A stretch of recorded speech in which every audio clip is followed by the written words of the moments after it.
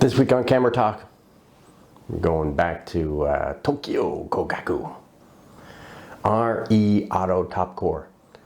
Now, we've talked about the family of Topcors before, but we haven't looked at them individually, except for the 58 1.4, the Dream lens. But this one is the 35 2.8. It is about as excellent as a 35 can be, and I'm going to show you a little bit why they say so. So let's look at it together, and we'll go from there. All right, so grab something to drink, grab something to eat, and let's get it on. Here I am, Vietnam. Rain is always coming down. This is Camera Talk with Dr. Scott, and our returning co-host for this week, because he was so good last week, he decided to come back and try it again. This is Dylan McDonald, my 20-month-old, or 20-month-year-old, I'm not even sure how you say that, son, and he seems to always be one part of whatever Daddy's doing. So this week on Camera Talk, just as the intro said, Dylan was still napping during the intro. That's why he wasn't in it. And as you see by his hairdo, he's got his nap head going on too. This week on Camera Talk, we're looking at something that we've looked at in the past, but it was as the family of RE Auto-Topcor.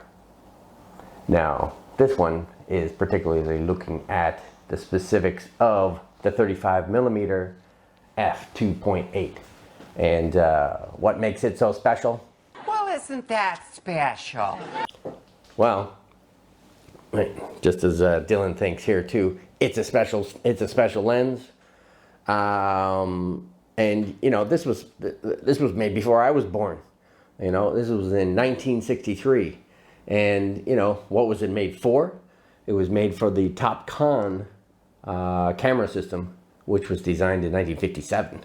But these lenses, you know, I've got the 35 f2.8, I've got the 58 1.8, the 58 1.4, which is the legendary one. Well, so is this. This is legendary. I've got the 135 3.5, and I've got another one on its way. It's still stuck in customs here in Vietnam, but it's 100mm. We'll do it. It'll get its own video when the time comes. But today we're looking at the 35 2.8, and as I said, it was built in 1963 and it went for 145 bucks. Get the fuck out of here. Which may seem like a pretty good deal today, but that was 1963 dollars. In today's dollars, that's 1,317 in 2022. I checked on eBay today just before doing this video, and it's going for about 150 bucks to $300. So it's relatively economical. And hey, for a Topcor, that's pretty darn good. So if you get a chance, get yourself one, because as I'll show you, there's some pretty killer lenses out there, Topcor lenses, and this is certainly one of them. You know, originally the literature that released with this thing went on about how magnificent it was for center sharpness and whatnot. And even at 2.8 wide open, it registered at 80 lines per millimeter, which is pretty damn good for 2.8, because most other lenses at the time for the period were you know, peaking out at 80 lines per millimeter at f8. You know, and f8 is where this lens reads 80 lines per millimeter from corner to corner across the entire frame. So go figure, can't beat that, right? Anyway, some of the specs that we're looking at with this particular lens: 7 elements in 5 groups. The close focus is one of its selling points. It's 23 centimeters, you know, which is not that. That's pretty good again for a 35. That it compares very much to the Carl Zeiss 35 that that I did a video about earlier. As far as close focus goes, it gets up and in your face, so it's great. Now with all RE Auto-Topcors, and just to again clarify, you know, what that stuff is, Tokyo Kogaku made you know, a line of different lenses, or a few lines. They had the Auto-Topcors, they had UV top cores, but the RE Auto-Topcor were the cream of the crop. That's the fact, Jack! That's the fact, Jack! The top of the line lenses in the day. And they only made them during the 60s, and you know, you can see my other video for the history of Tokyo Kogaku and Topcor. But they kind of ran their photo business into the ground and went bankrupt, and that was the end of that. Topcon is still around today, but they do you know, various other industry products. They no longer do consumer photography. But anyhow, where was I going with that? You sucked my memory right out of my head. Holy crap. So the RE Auto Topcor was, again, the cream of the crop. They were the best lenses to, you know, to get. So if you're in the market to become part of the Topcor club, you know, get yourself one of these. Get yourself a 58. Now the 58 1.4 is again the most sought after of the Topcors, but the 58 1.8 is pretty darn good in its own. It's a lot cheaper, and it's sharp. I mean, a lot of people say it's sharper than the 1.4, and you know, if you watch enough YouTube channels, you'll see that most photography people, they've got that tattooed across their head. Sharp, sharp, sharp. That's all they focus on, is how sharp something is. But this is pretty darn sharp if you're after sharpness. You know, if you're after character and bokeh and all this other kind of stuff, then there's a lot of cool stuff out there as well. Now, as far as bokeh goes, or bokeh for those who like to say it that way, but I prefer bokeh. With rich, smooth, buttery bokeh. This gives you know, a rather painterly type bokeh, and it's you know, it's 6 blades, just like all the other. Oh, that's where I was going with the RE Auto-Topcor line. Was every one of them is a 6-bladed aperture, because that was standard for the day. You know, there were others out there. Again, the Carl Zeisses and whatnot that were putting out many other types of multi-bladed apertures, but Topcor, they were all 6. And what do you get with a 6-bladed you know, bokeh balls?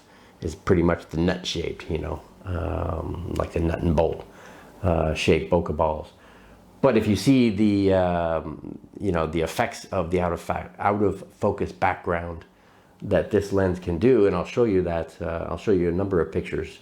It looks rather painterly. Looks very cool.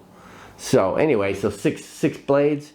How heavy it is? It's light, super light. You know, 230 grams. Can't complain about that. You can walk around with that all day, and you know, not feel the weight in your pocket. So they're great. It's a great little lens. Let me get you the standard shot of. This is at 2.8 of the end of my kit lens, which is on my Canon M50 that's filming this video. I know you think I'm going to take a picture of you, don't you? I'm not. I'm taking a picture of the camera. So you're greedy. You always want to be in the spotlight. So, well, you're in the front row seat, mister. They see you more than they see me. So anyway, let me focus in on the end of the barrel at 2.8 so you can see how sharp that is. All right, 1, 2, 3.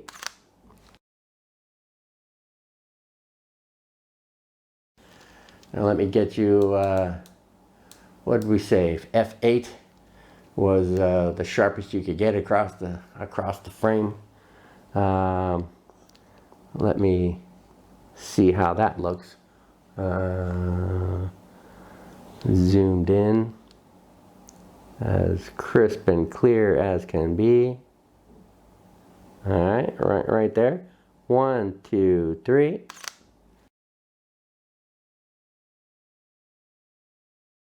All right, so that was f2.8 and f8. And I got some shots of this guy too, using this lens. So why not break into that here? Funky cold data. So let me show you some shots of this guy right here, Dylan McDonald, at f2.8.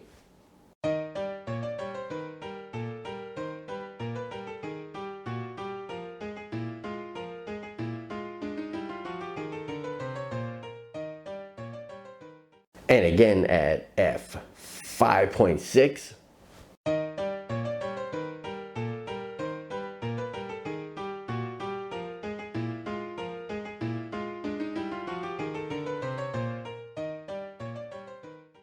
As I told you about earlier, let me show you some other kind of random shots of various things using this lens as well. Some landscape farther back, some close up to show you that close focus capability, and pay attention to some of the flowers and butterflies and things like this to see the again, the effects of that out of focus background, because they are pretty cool.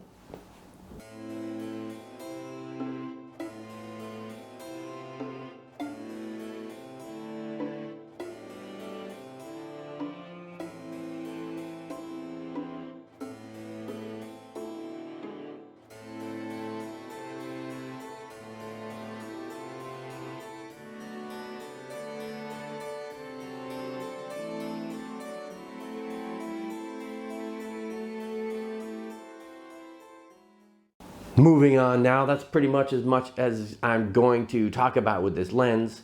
Could I recommend this lens? Oh yes. Yeah, baby. Oh yes, oh yes. It's a nice lens. And it's economical too. Like I said, if you can get it on eBay for 150 bucks, that's how much I'd pay for it. And that was like a year or so ago, and here we are, maybe 2 years ago.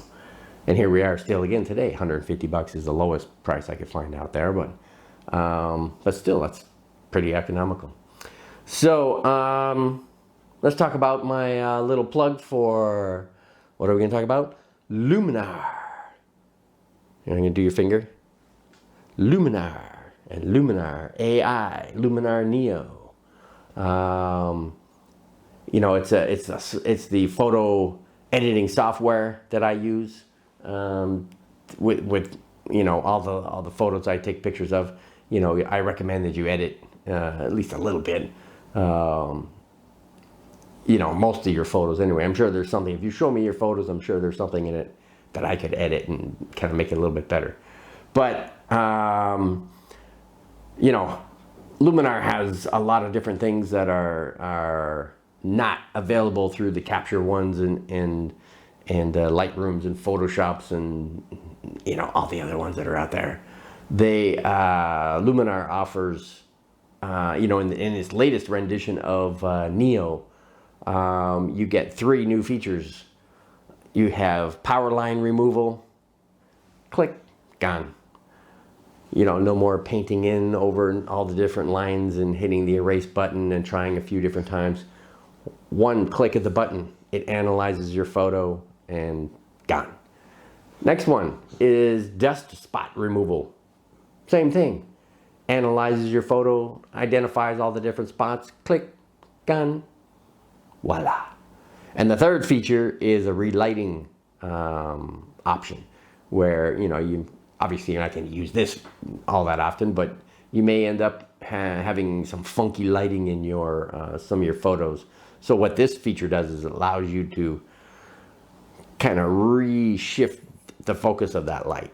So if you got too much on this side, you can dull it down or tone it down. You can brighten it more on this side. You can move it from the back to the front or front to the back. A lot of different things. What are you doing to my hand? Yeah. You maybe mess up where I'm going with that. So, Well, that's pretty much all I want to say anyway. But Luminar is yours for life when you buy it. It's only like $60, $70 or so, which is pretty economical for something that's yours for life. You can download. I'm not pointing at him. Download. Click down below for a $10 discount. We like $10 discounts, don't we? Yeah, who doesn't? So, what do we get for that? Dylan and I get a kickback from that too, whether it's $10 or whether it's a free feature that they turn on in Luminar or looks, which are like various templates and things, you know, whether you want a cinematic look or you want a black and white options or some portrait package or whatever. We get a little kickback every time somebody buys one anyway. So that's what we're after, right? A little kickback. Yeah! And last but not least, no, we got something else we want to say too. How about you subscribe? That's right, support our channel because, you know, the more support you give to us, the more exposure we get out in the world, right? So subscribe. And we always do 3, so third time's a charm. Join with me, mister, and subscribe. That's right. And give us a thumbs up too. Can you do a thumbs up? Yeah, it's kind of like a thumbs up, but not quite. For the thumbs up girls.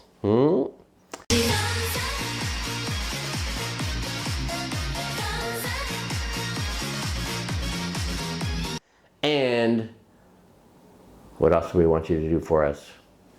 So we've done subscribing. We've done thumbs up. You got anything you want to say? He'd like you to send him cookies. I know that. He's a cookie freak. Cookie monster. So send him some cookies. And come on back next week because this was brought to you by Modesty Photography. And what are we here for? We're here to give you little tips and tricks and talk about lenses, talk about cameras, talk about photography techniques and anything that can help out newbies, beginners out there, or just people who want to refresh something, or they just want to watch videos to check out Dylan and see what he's doing this week. And otherwise, who was this? What was the name of the show? This was Camera Talk with Dr. Scott and Mr. Dylan. So come on back next week and we'll do it all again because you belong here. That's right. At Camera Talk with Dr. Scott. And stay safe out there, right? You know, Omicron's making its way around the world.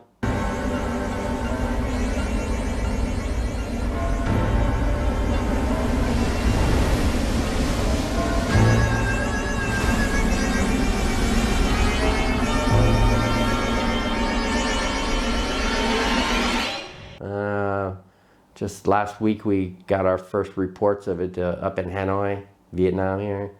So I'm down in the south in Ho Chi Minh City, but you know, apparently this is super contagious, so it shouldn't take long to get here. And so get out there and get your shots. And if you got one a while ago, you get your booster shot, right? I'm getting mine next week, I do believe. And you know, we need to protect ourselves. I need to protect this little guy because he's too young for a booster. Well, no, he's too young for any vaccination for COVID anyway. Even though he's got lots of vaccinations already for baby vaccinations, but no COVID vaccination for you, mister. They suck. They just suck. So come on back next week and we'll do it all again. We'll look at a new lens. We'll talk about something photographic anyway. And try and have some fun, right? Okay. Well, we'll see ya. Have a nice week. Have a nice weekend. And we'll see you in the next video. All right. Bye-bye. Here I am.